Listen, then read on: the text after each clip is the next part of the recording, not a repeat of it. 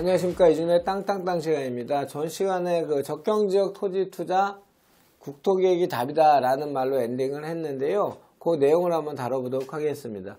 지금 나오는 주제에서 가장 큰 지도가 바로 이 지도가 제일 많이 사람들이 퍼가고 마치 이게 투자 로드맵처럼 지금 나오고 있습니다. 한반도 신경제지도 개발계획이라는 이름으로 나오고 있는데 이거는 정확한 개발 계획이나 어디에 발표된 자료가 아니고요. 이런 조어를 만든 거예요. 신경제지도 개발 계획이란. 자, 이 빨간 선은 서해안 산업물류교통벨트로 목포서부터 해서 수도권, 파주, 개성공단, 남포, 평양, 신의주, 바로 경의선이 통과하는 그 지역이죠. 그 다음에 요 까만 새는 DMZ, 그러니까 비무장지대죠. 비무장지대는 환경관광벨트. 거기서 많이 보신 거죠. 2011년도부터 계속 나왔던 얘기고요.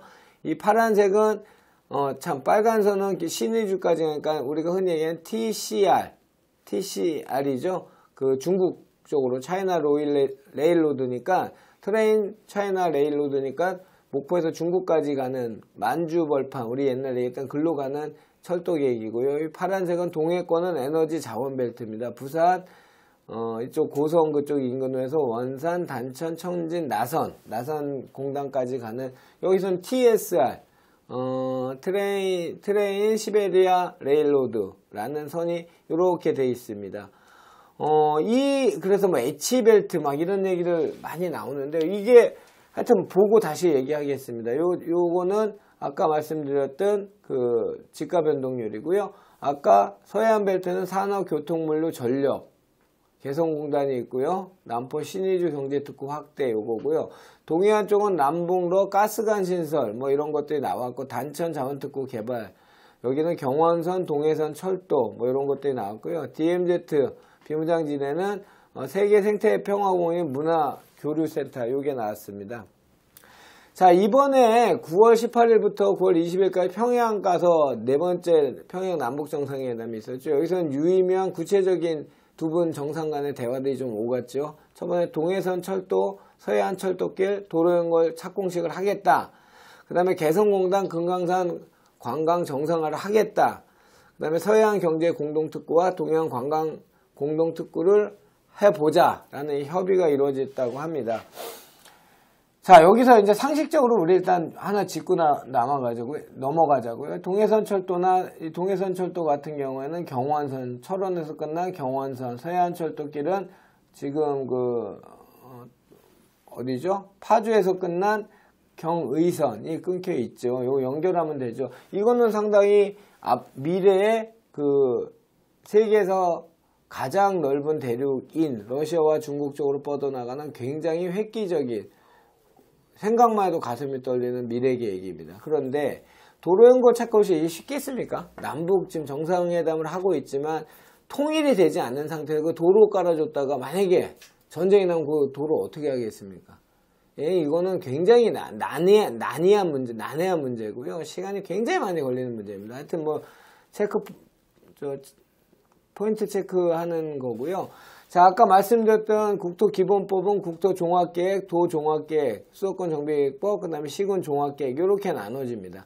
이 국토종합계획이 모든 대한민국의 개발, 발전 모든 거의 근간입니다. 그런데 시군종합계획에 이 국토종합계획이 들어가 있다면 그거는 그러니까 기본이 되는, 기준이 되는 국토종합계획으로 가이드라인을 만들어줬고, 그 밑에 시군종합계획에 도시기본계획과 도시관리계획이 있는데 도시기본계획에서 그 내용이 반영됐다면 이거는 가는 사업이라고 보시는 게 맞지요. 그러면 자 보자고요. 국토종합계획 지금 4차 국토종합계획 기간입니다. 그 3차까지는 10년 단위였는데 2000년부터 4차 국토종합계획이 시작됐는데 20년 단위로 바뀌었고요. 이제 21년도부터는 제5차 국토종합계획이 시작되죠. 4차 국토종합계획에서는 곡절이 많았습니다. 뭐 어떤 곡절이 있었는지 한번 보실까요? 자, 국토종합계획은 장기적인 토지정책의 방향성을 알려준 가이드 맵이고요. 정말 맵이고, 그 다음에 20년 단위 국토종합계획이고요. 3차 국토종합계획은 10년 주기였고, 제4차 국토종합계획 2020년인데 2006년과 2011년에 수정을 계속했습니다. 2006년은 누가 어느 정부였죠? 노무현 정부 때였죠. 참여정부 정부 때는 여러분들이 다 아시는 지금 공과를 얘기하고 지금도 진행 중인 바로 혁신도시와 기업도시로 기억하시죠. 그거에 따른 국토의 균형발전이란 측면, 이 전체 내용을 보시면 이 밑에부터 보실까요? 이 4차 국토종합계획의 주요 내용을 보면 첫 번째, 경쟁력 있는 통합국토, 남북의 경제협력과 국토통합 추진 의미, 적경지역의 변화, 5+1 광역경제권, 지속적 경제발전, 인프라 투자. 세 번째, 세계 열린 국토, 유라시아 태평양시대 물류와 금융의 허브, 서해안벨트의 대중국 수출의 전진 기지화로 인한 대규모 개발. 여러 가지 내용이 있지만 이 네 가지를 제가 체크 포인트로 삼았습니다. 자, 5+2 광역경제권 지속적 인프라 투자를 한단 말이 바로 노무현 정부 때는 지역 균형 발전을 위해서 국토의 균형 발전을 위해서 이 내용 중에 여기에 포인트를 맞춘 거죠.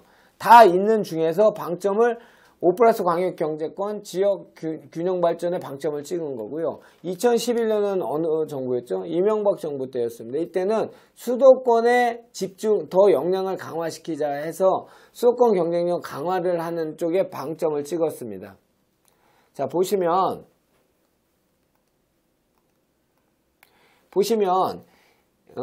광역경제권 30대 선도 프로젝트를 만든 게 바로 그 2006년 그 수정 그 국토종합계획이고요. 2011년 아까 다시 말씀드린 수도권 그 발전에 방점을 찍은 거예요. 그런데 보시면 이 내용은 새로 나온 게 아니고 여기 보이시죠? 국토교통부에 나온 자료입니다. 제4차 국토종합개발을 보면 환황해권과 환동해권을 나누고 백두대가 생태공원을 만들고 동해안 초광역개발권, 서해안 초광역개발, 신산업벨트, 에너지관광벨트, 남해안 초광역벨트, 썬벨트는 요 밑에죠. 남해안은. 그 다음 남북교류 적경벨트, 평화에코벨트는 바로 요쪽에 아까 얘기했던 적경관리. 이 내용이 다 진행되고 있는 참이었고, 특히나 남북교류 적경벨트 종합관리계획은 여러 가지 계획들이 이미 잡혀 있었죠. 이거는 한국으로보다는 TCR, TSR, 물류에 관련된 굉장히 광의의 세계 경제 지도고요. 아까 말씀드린 것처럼 자, 국토행세 기본 골격은 아까 얘기한 서해안 신산업벨트, 동해안 에너지관광벨트, 동해안 에너지관광벨트는 TSR로 얘기하는 극동 러시아 북미로 가는 라인이고요. 이쪽 서해안 벨트는 아까 TCR이라고 하는 중국으로 가는 유럽으로 가는 물류 철도 라인입니다. 그리고 남북교류 적경벨트고요. 남해안 썬벨트. 이게 국토종합계획에 지금 다 나와 있는 내용입니다. 자, 초광역권 개발에도 같은 내용이고요.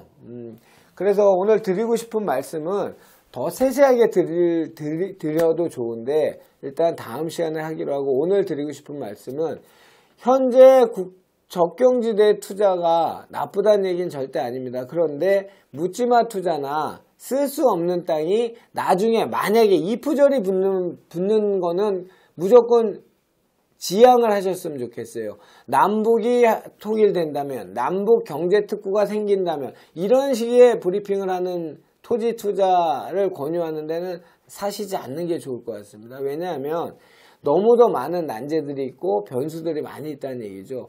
파주나 연천이나 예정되는 지역에 몇 차례 말씀드렸지만 용도 지역상 농림지역이나 자연환경 보전지역, 또 산지에서는 공익용 산지나 임업용 산지, 또 농지에서는 절대농지라고 하는 농업진흥지역의 농지, 이런 지역의 땅은 현재는 사시면 안 되는 거죠. 농업진흥지역 해제가 많이 되고 있어요. 그 해제는 개발지 땅이 부족한 개발 압력이 높은 지역들, 평택이나 화성이나 이런 지역들은 농업진흥지역 해제가 5년 단위가 아니고 1년 단위로 심의를 통과해서 해제를 시켜서 용도지역을 변경을 시키고 있어요. 그런데 지금 적경지대는 그런 개발계획이 수립되고 진행된 지역이 단 한 군데도 없습니다. 파주 빼고는.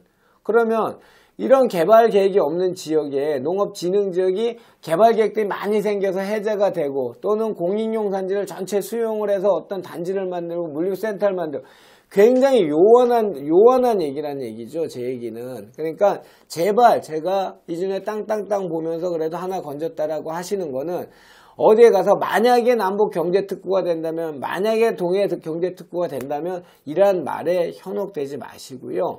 땅은 현재 현황을 보고 사시는 게 가장 좋습니다. 그리고 아까 얘기했던 만약에라가 붙는 거는 투자 성향이 굉장히 공격적이신 분들, 하이리스크 하이리턴이나 대자본을 갖고 있는 분들이 뭐 아까 제가 단위를 말씀을 드렸는데 한 100억 있는 분이 한 1, 2억, 한 5억 이내 묻지마 투자하시는 거는 알아서 하십시오. 그런데 나머지 저한테 고민을 토로하고 제가 방송에서 또는 신문에서 기획부동산의 패드에 쓰는 그런 소자본의 투자는 수익성보다는 안정성이 우선이라는 거 명심하시고요.